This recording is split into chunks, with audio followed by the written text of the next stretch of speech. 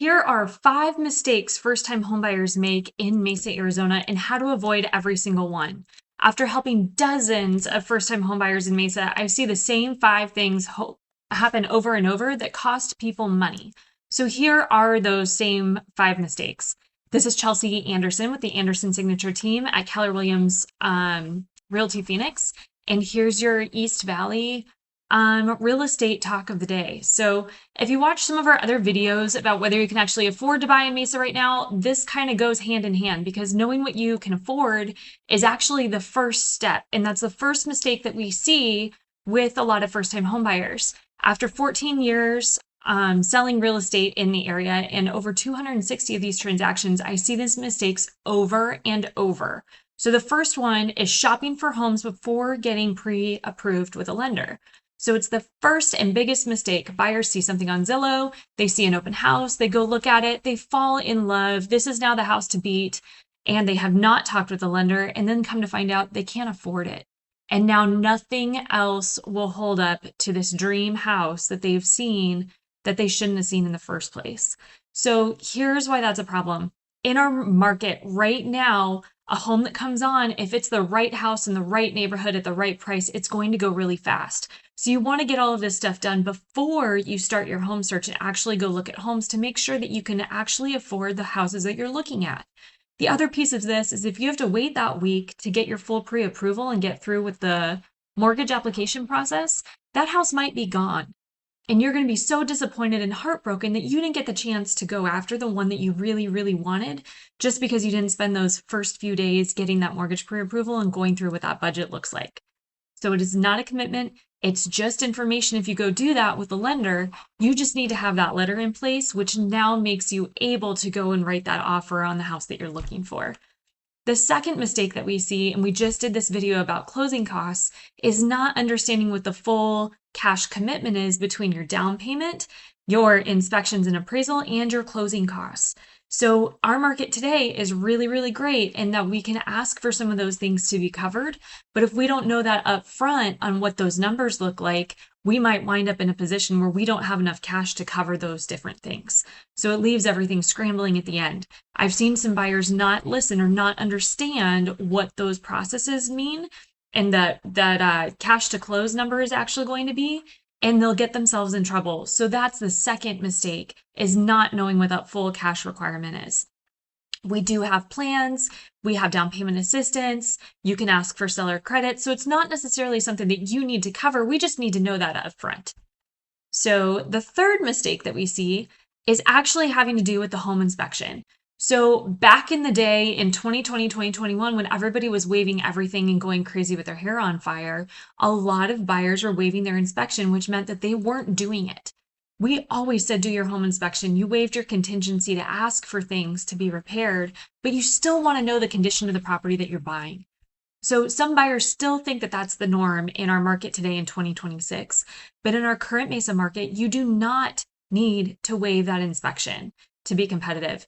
This is normal. You want to take the full 10 days, dig into that home, inspect everything, dig into everything, make sure that you're really comfortable with what that house's condition is so that you can envision and plan for whatever the next little bit of future looks like in that home. So in our world in Arizona, the inspection period is 10 days, usually. Use the whole thing, hire an actual inspector, dig into the HVAC systems, dig into the pool equipment, dig into any signs of moisture, get the roof looked at, get your sewer scoped, all of those things. You don't want surprises later. You want to be able to find out as much as you can during that inspection period. So we want to bulletproof this and then make sure that you understand what that report says. It is well worth the hour of your time to attend that inspection summary with your home inspector and go around and look at each of the things that he has called out to determine what needs to be done, if anything, and figure out what your game plan is going forward. The fourth one is we see a lot of buyers just buy by the seat of their pants, not thinking about resale. So if you have the opportunity to buy houses, let's say that back to a freeway or a busy road, those are going to be less desirable for the general buyer than a house that's further inside of a neighborhood. So if you're really worried about resale, which we like to say each home that you buy is a vehicle to move your net worth and your personal wealth forward. So you want to make sure that you understand what you're buying and the deal that you're getting and how that might impact resale. If you're planning on doing a remodel and then flipping it in the next, 4 to 5 years, you don't want to go for crazy, crazy, crazy, super customized updates in part of that plan.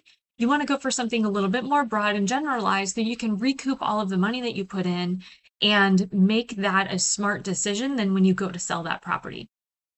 So you want to pay attention to neighborhood trajectories, not just that specific home. You want to pay attention to school districts. Even if you don't really have kids, you want to pay attention to what the neighbors look like. You want to pay attention to what the HOAs are. You want to pay attention to different neighborhood nuances, things like that, so that you can plan into the future and you don't get stuck with a property that nobody else wants. Then the last thing that we see is that these first-time home buyers end up choosing a bad agent, the wrong agent, or one that just offers limited services.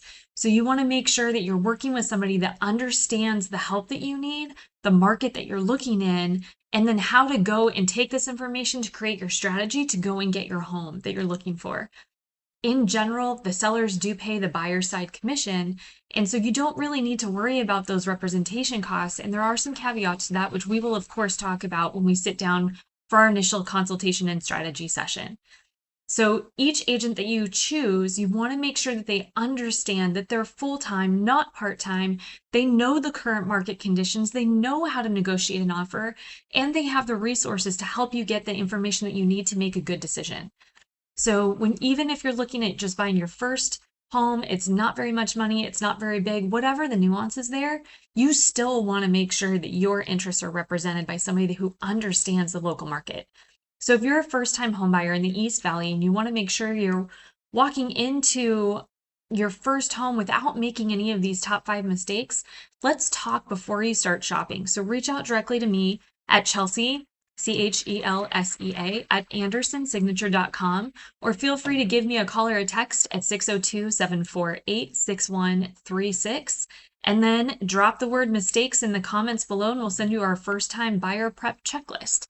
So make sure that you've subscribed for more information on buying and selling real estate in Phoenix and in the East Valley, and there's a lot more to cover in all of our videos that you'll see there. So we'll talk to you soon and looking forward to help you buy your first home.